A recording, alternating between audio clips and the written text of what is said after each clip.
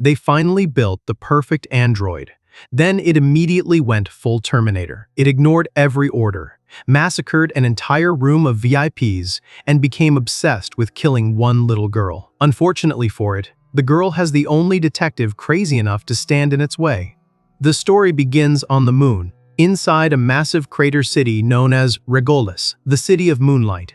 It is a futuristic cyberpunk metropolis where reason and emotion exist side by side, while the line between humanity and machinery has long since faded. Beneath its dazzling skyline lies iron dust, a massive scrapyard where everything the city throws away eventually ends up.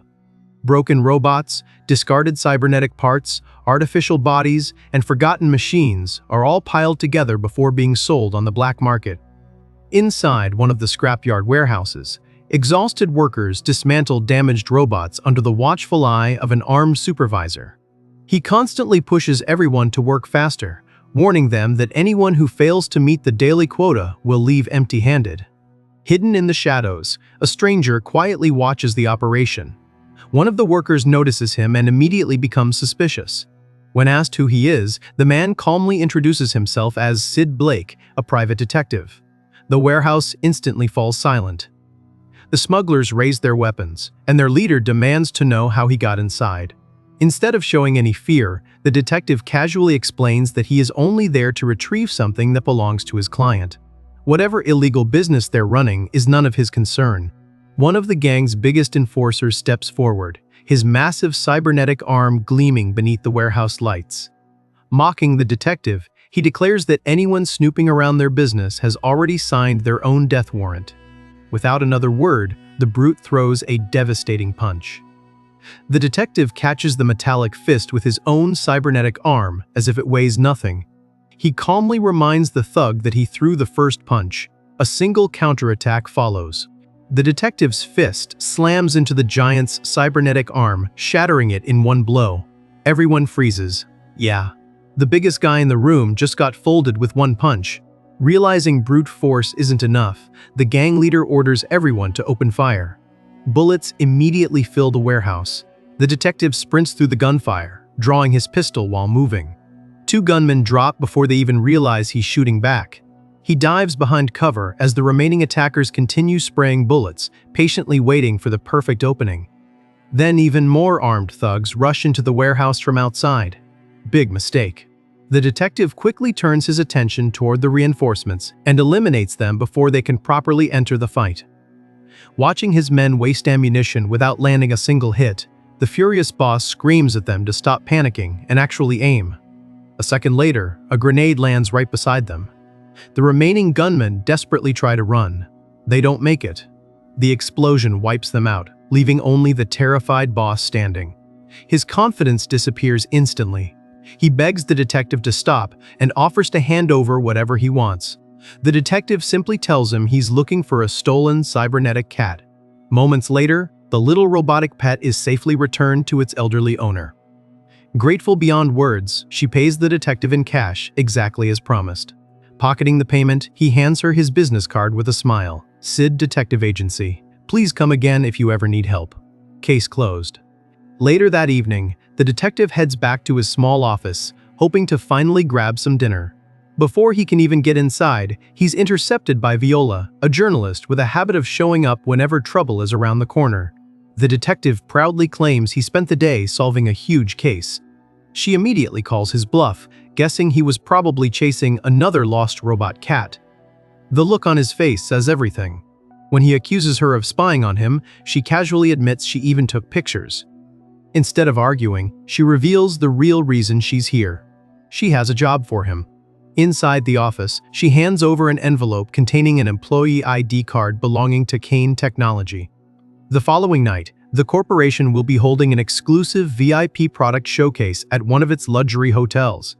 Oddly enough, it isn't being publicly advertised. Only a handful of carefully selected guests have been invited, making the entire event incredibly suspicious. She wants to know exactly what Kane Technology is hiding. The detective immediately points out the obvious problem. How is he supposed to get inside? Fortunately, she already solved that. Since the event isn't taking place at the company's heavily secured headquarters, she managed to replace one of the staff IDs with his cover identity. Even so, the detective still isn't convinced. She explains that cyberized people are normally identified through direct scans of their cyber brains. Bypassing that security would require a hacker working in real time. Fortunately for them, the detective never underwent cyberization. His completely biological brain allows him to bypass those scans using nothing more than a forged identification card. She reminds him exactly who he is. 5 years ago, he helped suppress a massive rebellion as a member of the legendary military unit known as Red Line. There isn't anyone better suited for this mission. The detective sighs. Just hearing the details already sounds dangerous. Dangerous jobs come with expensive prices. Without saying another word, Viola places a suitcase on the desk and opens it. Inside sits 50 million LD in cash as an advance. If the mission succeeds, she'll pay at least another 100 million. The detective narrows his eyes. A journalist could never afford that kind of money. Someone else is funding the operation.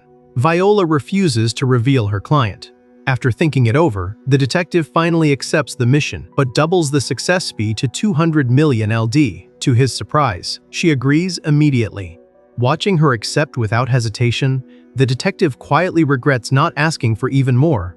Somewhere else in the city, a flying vehicle glides between towering skyscrapers.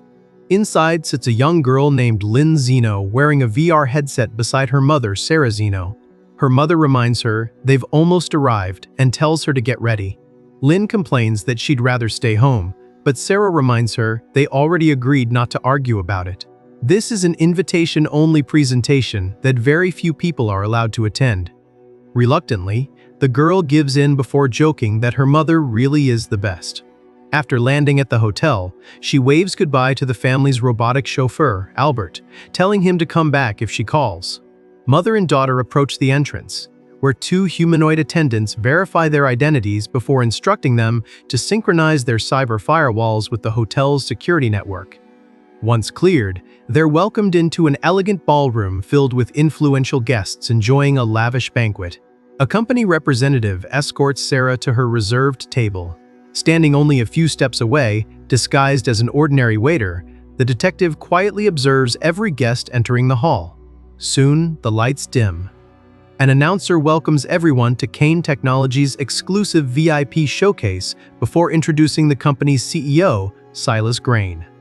Instead of appearing in person, the CEO addresses everyone through a hologram, apologizing for his absence due to internal circumstances. The detective immediately finds that suspicious. After 15 years without unveiling a single new product, the company's CEO doesn't even bother attending his own presentation. Something definitely isn't right. The CEO begins reviewing the history of Kane Technologies' humanoid development. First came Arca, the company's original commercial humanoid. Then came Logos, offering far greater versatility and productivity. After that arrived Praxis, equipped with advanced artificial intelligence that allowed humanoids to become part of everyday life. But tonight, the company is unveiling something completely different. He proudly introduces the world's first android, Primer. The audience erupts with excitement. Unlike ordinary humanoids, this machine looks almost indistinguishable from a real human. Even Lynn is amazed, commenting that it feels like technology skipped several generations overnight. The CEO orders Primer to greet the guests. The android slowly opens its eyes. Instead of speaking, it silently scans everyone in the room. Almost immediately, Sarah clutches her head in agony. The pain rapidly grows worse. Realizing something is terribly wrong, she hurriedly removes a small device from her bag and attaches it behind her daughter's ear. She tells Lynn to immediately shut down her cyber brain. The terrified girl doesn't understand what's happening. Then, her mother's head explodes. Lynn is frozen in horror. Across the ballroom, the same nightmare unfolds again and again as countless guests suffer identical deaths. Every cyberized victim collapses where they stand. Even the humanoid attendants suddenly short-circuit, dropping lifelessly onto the floor. Within seconds, the luxurious banquet hall becomes a graveyard. Only the android remains standing in complete silence. Hidden beneath the table, Lynn desperately tries not to move. Primer slowly walks toward her. It notices the device protecting her cyberbrain and reaches out to remove it, just before the android can finish the job. The disguised waiter bursts forward. His kick crashes into the android, launching it across the hall and smashing it into a massive stone pillar. The detective immediately turns toward the terrified girl. He orders her to snap out of it and asks if she can still move. But when he looks back, the android calmly rises to its feet as though nothing happened. The detective narrows his eyes. He was certain that kick should have shattered it into pieces.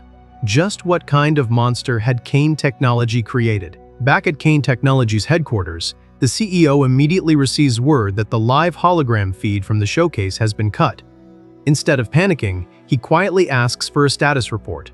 An employee informs him that every passage connected to the hotel has already been sealed. The entire security system is offline, making it impossible to monitor the situation in real time.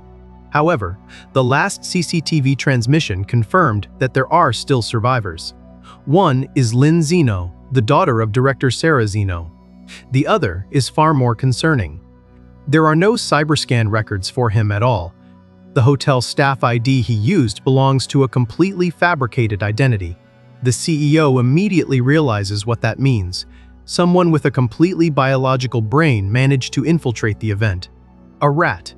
Without hesitation, he orders the ACU, Kane Technology's asset control unit, to recover the android at all costs. Most importantly, the truth behind tonight's massacre must never leave that hotel. When the employee asks what should be done with the two survivors, the CEO doesn't answer. He simply stares back. The silence alone makes his intentions painfully clear. Meanwhile, inside the hotel, the detective and the young girl desperately flee through the corridors as Primer relentlessly chases them. The android tears through the hallway with overwhelming speed, charging like an unstoppable machine. Realizing they can't keep running forever, the detective tells Lynn to open the security door while he buys her some time. He rushes toward the android and throws the first punch. Primer effortlessly blocks the attack, leaps onto the wall, and instantly launches itself back toward him. The detective barely dodges as the android's fist crashes into the floor, shattering the tiles beneath it. At that moment, he realizes this thing operates on an entirely different level than ordinary humanoids. He launches another barrage of attacks while demanding to know why a newly unveiled product possesses such insane combat capabilities. The android calmly evades every strike. Then it gives an unexpected answer. "I am not a product." The detective freezes for a split second. That single sentence completely changes everything. Taking advantage of the opening, Primer slams a powerful blow into his cybernetic arm before following up with a devastating kick that sends him flying across the hallway. He crashes beside the locked security door just as Lynn desperately tries to unlock it. No matter what she does, access is denied. Before either of them can react, the android closes the distance again. The detective barely intercepts the incoming attack, refusing to let it reach the terrified girl. Trying one last time to reason with the machine, he tells Primer that if it wants freedom from Kane Technology, it should simply escape instead of killing innocent people. The android completely ignores the suggestion. Instead, it reveals what actually caught its attention. It wants the girl's cyber brain. It wants to know why its attack failed to affect her. Now that curiosity has been answered, neither of them has any further value. The android drives another crushing blow into the detective's side before kicking him away once again. With its protector thrown aside, Primer walks directly toward Lynn. Terrified, she begs it not to come any closer. Just as the android reaches for her, a massive explosion tears through the hallway. Primer immediately turns toward the source. Armed members of Kane Technology's ACU storm into the building. Their commander confirms the target and orders everyone to secure the android's artificial brain before opening fire. Gunfire erupts from every direction, but Primer moves faster than anyone can track. It slips through the barrage, instantly closes the distance, and punches straight through one ACU operative before eliminating another and another in rapid succession. Within moments, the squad is completely overwhelmed. Watching the chaos unfold, the detective quickly pulls Lynn farther away from the fight. Among the remaining ACU members, one operative deploys a heavy rotary machine gun, hoping sheer firepower will finally stop the android. It doesn't. Primer changes direction in an instant, ignores the remaining soldiers, and uses the machine gun's barrage to its own advantage. The bullets blast apart the hotel's massive glass wall. Without slowing down, the android dives straight through the opening. Before disappearing into the night, it pauses for one brief glance toward the detective and the young girl. Then, it vanishes. The two survivors cautiously approach the shattered window, while the remaining ACU personnel immediately launch tracking drones, confident they can recover the android by following its signal. Relieved to see armed reinforcements, Lin desperately asks them for help. She tearfully explains that her mother and everyone else inside the ballroom has been slaughtered, but instead of lowering their weapons, the detective quietly watches the ACU members. Something feels wrong. One operative activates his visor, verifies both survivors' identities, and coldly gives the order. There are no survivors in today's operation. Execute them. Without a second's hesitation, the detective grabs Lin and runs. Completely confused, the young girl asks why they're trying to kill them. He immediately explains the truth. Those aren't police officers. They're Kane Technologies' asset control unit. Their job isn't to protect people. It's to protect the company's assets and erase anything that threatens the corporation. Tonight's massacre is about to become a cover-up. The two fugitives race through the hotel while the ACU relentlessly pursues them. Eventually, they find themselves trapped in a dead end. The ACU opens fire, forcing them behind a concrete platform as bullets rip through the walls and shatter every nearby window. Pinned down with no escape route, the detective realizes the situation has spiraled far beyond anything he expected. He has no backup, no allies, no way out. Then Lin suddenly tells him otherwise. He does have backup. The detective stares at her in disbelief. Now, she's talking about backup while they're seconds away from being turned into Swiss cheese. Ignoring his frustration, Lin asks him for one promise. If they survive, he has to uncover the truth behind what happened tonight. They're the only two witnesses left alive. If they die here, her mother's death, along with every other victim's, will disappear forever beneath Kane Technologies' lies. The detective falls silent for a moment. Outside their cover, the ACU stops firing and begins advancing to finish the job. Finally, he gives in. Fine. So where's this backup? As if responding to the question, a familiar flying vehicle suddenly bursts onto the scene. Inside sits Albert, the Xeno family's loyal robotic chauffeur, calmly waving at Lin through the windshield. Without hesitation, the young girl sprints toward the vehicle. The detective immediately shouts for her to stop, convinced she's lost her mind.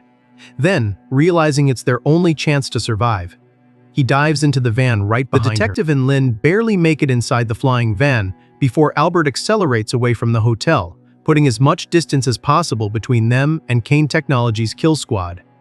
Still catching his breath, the detective glances at the young girl with a surprised smile. She's a lot braver than she looks. Jumping into a moving vehicle while bullets were flying wasn't exactly a normal decision. Lin confidently points at Albert, insisting her robotic companion would never let her fall.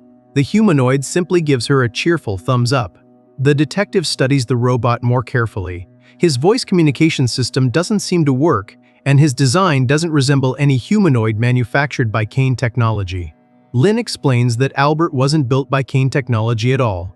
Before the conversation can continue, warning alarms go off. Several pursuit drones lock onto the van and immediately open fire. The detective quickly asks whether there's a weapon inside the vehicle. Lin tells Albert to open the glove compartment. Inside is her mother's emergency pistol. The detective grabs it without hesitation. Honestly, it's better than nothing. He smashes one of the van's windows, leans outside with the pistol, and starts giving Albert driving instructions. He orders the robot to head toward an abandoned district where the city's expansion project was canceled years ago.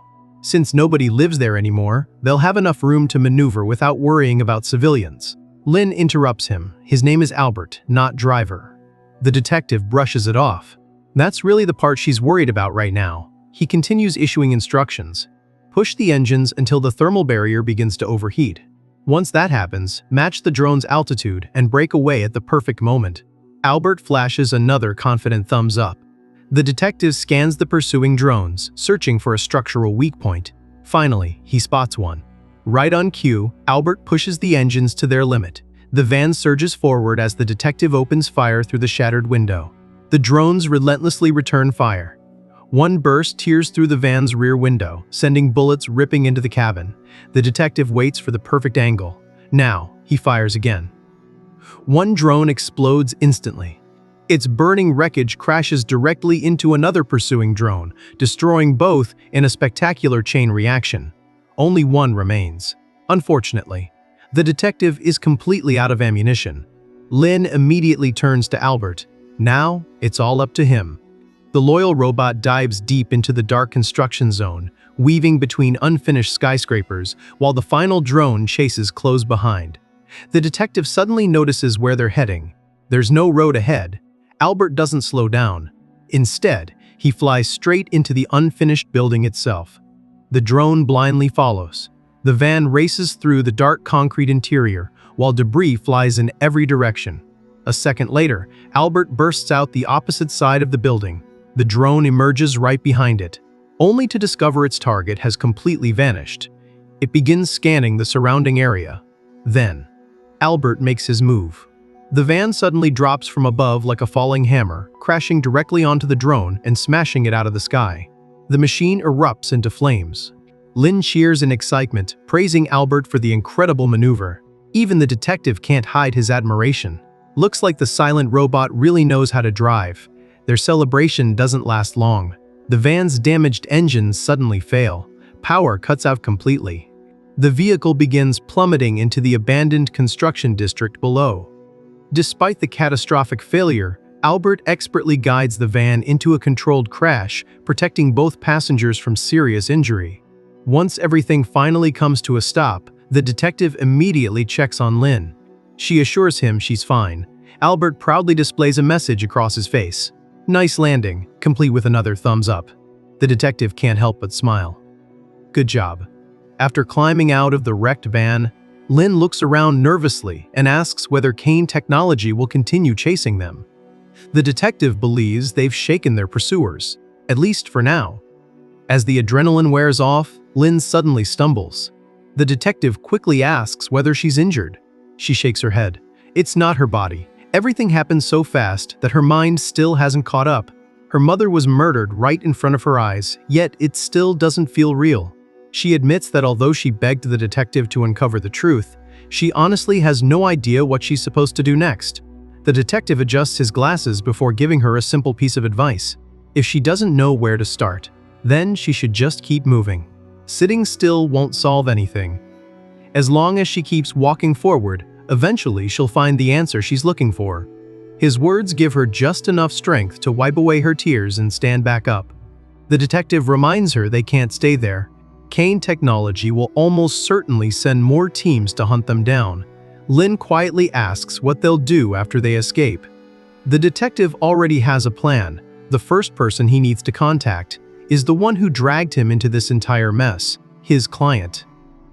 Meanwhile, Primer continues its brutal assault on the remaining ACU operatives. One badly wounded member barely manages to activate his communicator. Struggling to breathe, he reports that the operation has failed. Before he can say anything else, the android finishes him off. With the battlefield finally silent, Primer begins reviewing the events from the hotel. Its internal system replays the failed attack. Neural network infiltration failed. A physical firewall was detected. Remote hacking, impossible. It immediately attempted a direct connection through the girl's cyberbrain port. The connection lasted only 68 seconds before being forcibly terminated due to insufficient data. Returning to the present, the android silently processes the information. The target escaped. The mission continues. Elsewhere, the detective, Lin, and Albert continue making their way through the abandoned construction district under the cover of darkness. Trying to distract herself from everything that happened, Lin asks why the detective was dressed as a hotel employee. He explains it was nothing more than a disguise. Since he doesn't have a cyber brain, infiltrating the event with a forged staff ID was the only option available. Lin suddenly realizes that's also why he survived the massacre. Unlike everyone else in the ballroom, He was never connected to a cyber brain. The detective nods but points out that her survival is much more unusual. She does have a cyber brain. Judging by what happened at the hotel, the android launched some kind of cyber brain attack. So how did she survive? Lynn reaches behind her ear and removes the small device her mother attached moments before her death. She explains that Sarah Zeno served as the director of Kane Technologies' Cyber Brain Research Institute. According to her mother, this was an experimental prototype still under development. It's called a physical firewall. The detective stares at the unfamiliar device, completely lost. Lynn patiently begins explaining. There are two ways to hack a cyber brain. The first is direct hacking, which requires physically connecting to the cyber brain port with a cable. The second is remote hacking, where someone attempts to break in wirelessly from a distance. Remote hacking is significantly more difficult because every cyber brain already contains a built-in digital firewall. Whenever unauthorized access is detected, that firewall automatically responds. The detective assumes that means the cyber brain simply shuts itself down during an attack. Not quite. Lynn explains that because a cyber brain is permanently fused with a person's biological brain, it can never completely reject outside signals. Human consciousness naturally reacts to external stimuli. It's like telling someone not to think about an elephant. The first thing they'll imagine is an elephant, or hearing a sudden loud noise and instinctively turning toward it before even thinking. No matter how advanced the software is, there will always be a tiny opening that cannot be completely sealed. The standard firewall simply protects that unavoidable gap. Until tonight. That protection was enough. The detective realizes what happened. Primer somehow forced its way through that tiny opening. Lynn agrees.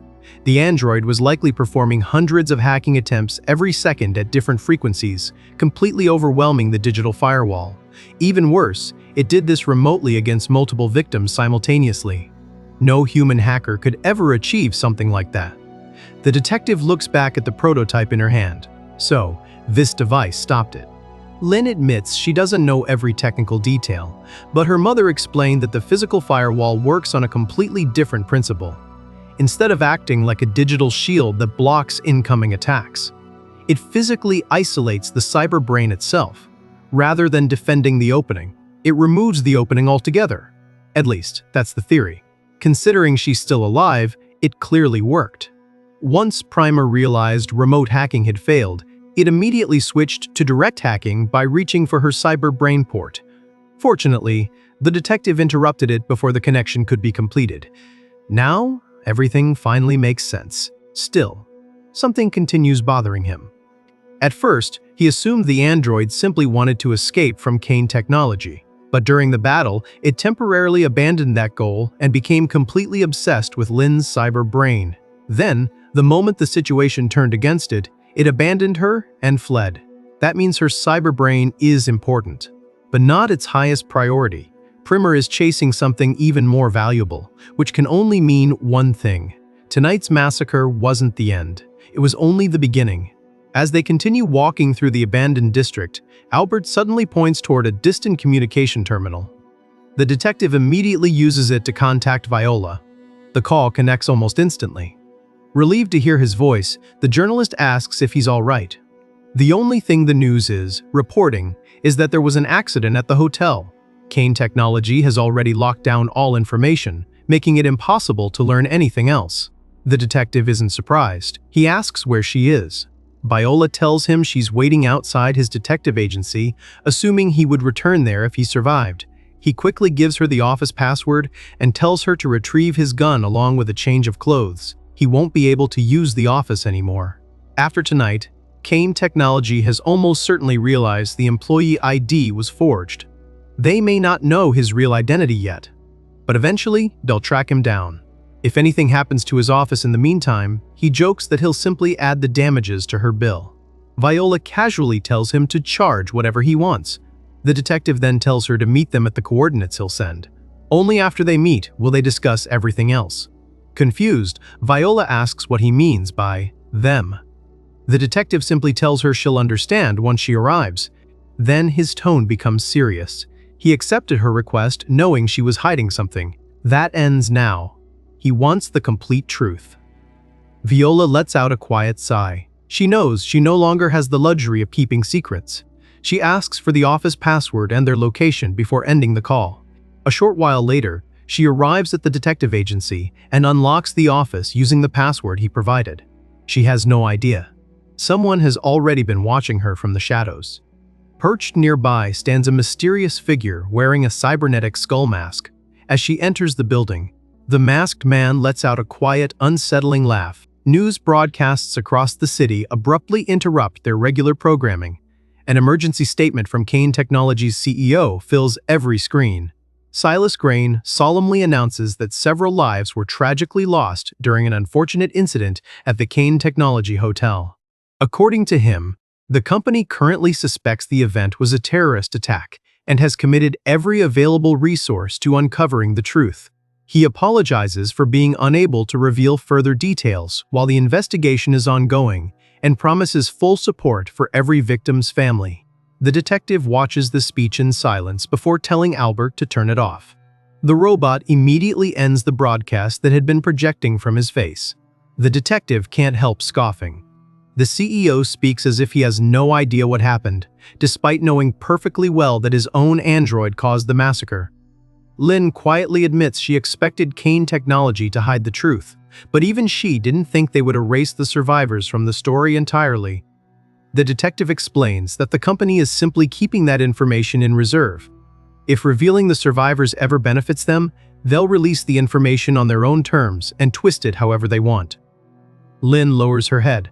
She spent her entire life around Kane Technology, yet she never truly understood the company.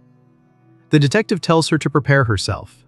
From this point onward, a lot of things are going to look different. Not just Kane Technology, but the entire city. Just then, Albert displays an incoming message. Viola has arrived.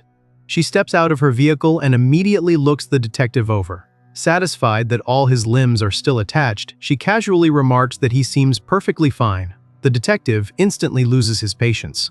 She sent him into what turned out to be a death trap, and that's the first thing she has to say. Completely ignoring his complaint, Viola shifts her attention toward Lynn. The young girl politely introduces herself as Lynn Zeno, explaining that she attended the showcase with her mother and only survived thanks to the detective's help. She also introduces Albert. The two begin talking as if nothing unusual is happening, while the detective stands nearby, increasingly convinced that nobody is listening to him. Finally, Viola hands him a bag. Inside are the gun and spare clothes he requested. The detective asks whether anyone suspicious was lurking around his office. She tells him everything appeared normal, although she can't make any guarantees. After all, she's a journalist, not a spy. With that settled, she tells everyone to get in the car. They have someone to meet. The detective immediately reminds her that she promised there would be no more secrets. Viola simply smiles. Looks like she's finally ready to start talking. Meanwhile, back at Kane Technology headquarters, Silas Grain asks for an update on the public's reaction to the company's official statement. Nadia, the employee who has been reporting directly to the CEO since the incident began, explains that a few conspiracy theories have appeared online, but nothing beyond the usual level. The CEO warns her not to become complacent. Every rumor must be carefully managed before it grows into something bigger. Nadia then informs him that ACU Captain Marcus Turner is waiting in the meeting room. The android recovery operation has failed. Inside the meeting room, Silas learns the entire recovery squad has been wiped out. Marcus admits that Primer's combat performance exceeded every projection.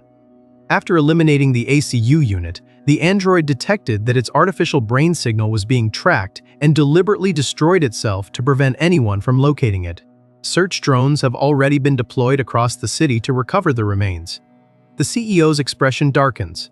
Instead of cleaning up the situation, the ACU has only made the problem even worse. Marcus accepts full responsibility and promises to personally lead the next operation once Primer's location is confirmed. Silas then turns his attention back to Nadia. Has she identified the man who infiltrated the hotel? She shakes her head. The problem isn't simply that he isn't cyberized. It's as if someone deliberately erased every trace of his digital existence. Despite searching every available database, they found absolutely nothing. Marcus adds that the mysterious man also destroyed one of their pursuit drones by precisely targeting its structural connection point. Whoever he is, He's far from an ordinary civilian. Silas immediately issues new orders. Deploy ACU teams to every location connected to Lin Zeno. She'll almost certainly remain with the detective. Then use the city's entire surveillance network. Run facial recognition through every camera. Track every place that man has ever visited. No matter where he's hiding, he will not escape. Elsewhere, Viola continues driving through the outskirts of the city. The detective finally asks the question that's been bothering him ever since they got into the car. Where exactly are they going? Without answering, Viola simply tells him they've arrived. At first glance, there's nothing there except a quiet forest. Then the scenery suddenly ripples. The entire forest disappears like an illusion, revealing a hidden facility concealed beneath advanced optical camouflage. The detective stares at the massive structure in disbelief. Even after the car enters the compound, the camouflage activates again, completely hiding the building from the outside world. Inside, Viola tells everyone to wait while she brings someone out. Curious, Lin asks whether the detective has any idea who they're about to meet. He honestly has no clue. As far as he knows, Viola is simply a journalist he occasionally works with. The payment for this mission was far beyond what any ordinary reporter could afford, so he always suspected someone powerful was backing her. He just never knew who. Footsteps echo from the staircase above. An elderly woman slowly walks into the room. She calmly greets the detective, saying she didn't expect to see him again so soon. The detective freezes. He recognizes her immediately. She's the elderly woman whose missing cybercat he recovered just a day earlier. The woman gently picks up her robotic cat before introducing herself properly. Her name is Evelyn Gray. The detective's eyes widen. Without hesitation, he draws his pistol and points it directly at her. Viola immediately steps in front of the elderly woman, desperately telling him not to shoot. Lin is equally stunned. If this woman is Evelyn Gray, then she's connected to the Gray family that founded Kane Technology. The detective doesn't let anyone finish explaining. He demands to know whether they understand what Kane Technology's android did tonight. The banquet hall became a slaughterhouse. Countless innocent people died. How could someone connected to that family possibly hire him without saying a word? Viola quickly tries to calm him down. She understands why he's angry, but she insists they had no idea tonight's tragedy was going to happen. Before anyone can explain further, the lights throughout the entire facility suddenly shut off. A loud alarm echoes through the building. Intruder detected, securing the estate. The detective immediately asks whether the ACU found them already. Viola checks the security system and shakes her head. It's not the ACU. Only a single biological heat signature has been detected. The detective's expression immediately changes. A lone intruder. The reinforced entrance suddenly splits apart. The thick metal door is sliced clean through before crashing onto the floor. Standing beyond the destroyed entrance is the same mysterious figure wearing the cybernetic skull mask. The masked man slowly steps inside, his gaze fixed directly on the detective. With a chilling smile, he speaks only 4 words. "Found you, Sid Blake." The masked intruder strikes first.